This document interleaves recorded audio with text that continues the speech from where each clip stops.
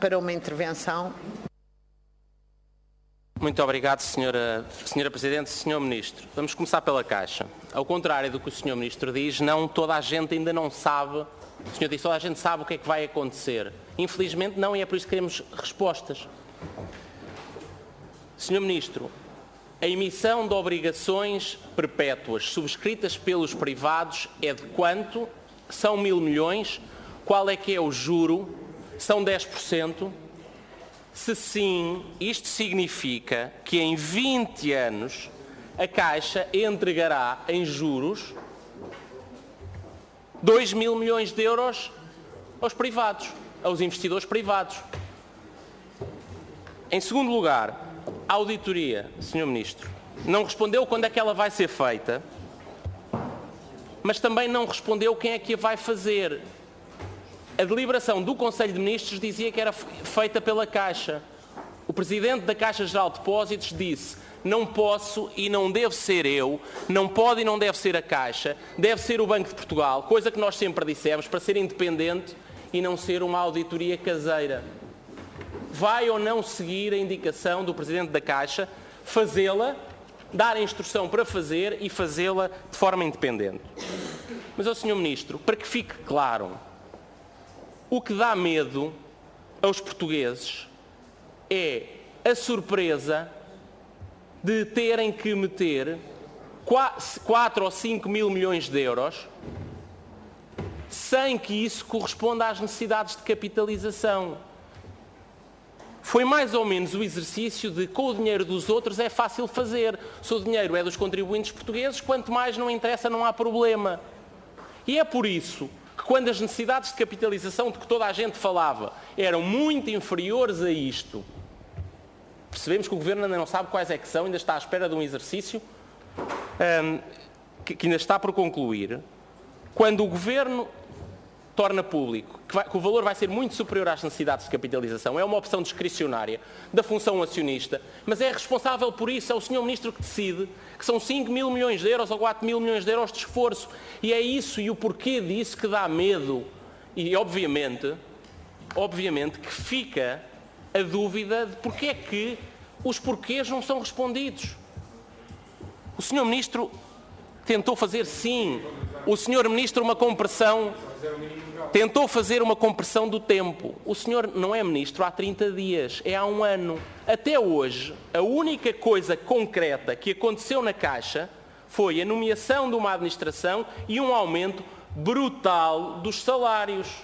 Ó Sr. Ministro, o anterior Presidente do Conselho de Administração recebia por ano 232 mil. O atual, decisão sua, são 423. É quase o dobro. Um administrador executivo, por exemplo, o Vice-Presidente, recebia 120 mil euros por ano. Consigo são 330 mil, foi o que disse. São as suas decisões. E já agora, ao invocar o regime anterior, faça-o com seriedade. Porque o limite legal era um correspondente e que é aplicável hoje a todos os outros gestores públicos. Só poderia ser aplicado o outro limite com duas condições: se isso cumprisse e correspondesse à média dos últimos 3 anos e o Ministro das Finanças autorizasse. É que a Ministra das Finanças anterior não autorizou que o Presidente do Conselho de Administração recebesse 423 mil euros, nem 330 mil euros um administrador executivo. O senhor autorizou. E é por isso que tem que responder sobre a execução orçamental. O Sr. Ministro veio aqui dizer que o déficit em contabilidade pública está muito melhor.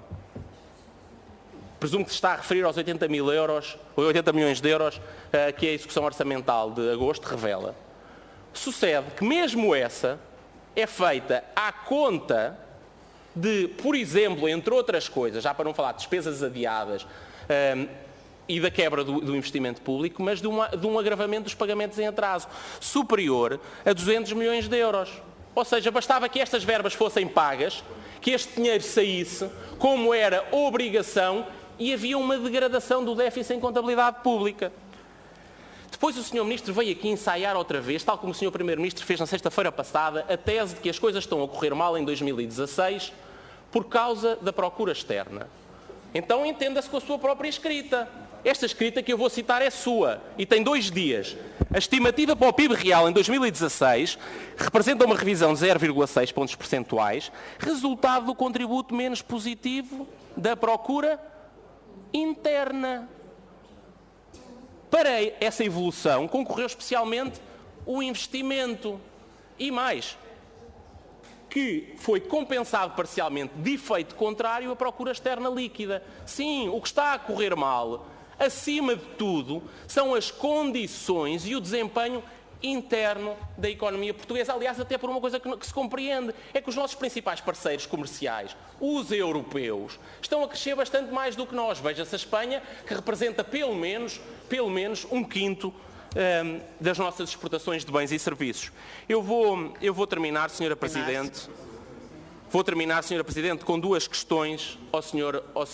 Ministro. Em primeiro lugar, o Sr. Ministro ontem apresentou, foi o Sr. Ministro que o disse, na carta escrita, um plano B. Foi o Sr. Ministro que disse que, pelo menos, os desequilíbrios que o Sr. Ministro reconhecia, que nós não sabemos quantos são, quanto é que é, na receita e na oitante, pelo menos, precisam de correções. Uma delas são cativações, mas a outra é um perdão fiscal. Qual é que é o valor e qual é que é o valor desses desequilíbrios? Vou terminar reiterando uma questão que o Sr. Deputado Duarte Pacheco aqui colocou, mas que é muito importante para nós não começarmos mal o debate da próxima semana. Senhor Ministro, não sei se posso... Tem que terminar mesmo. Tem mesmo... Eu vou... Sr. Deputado, tem que terminar. Eu vou terminar.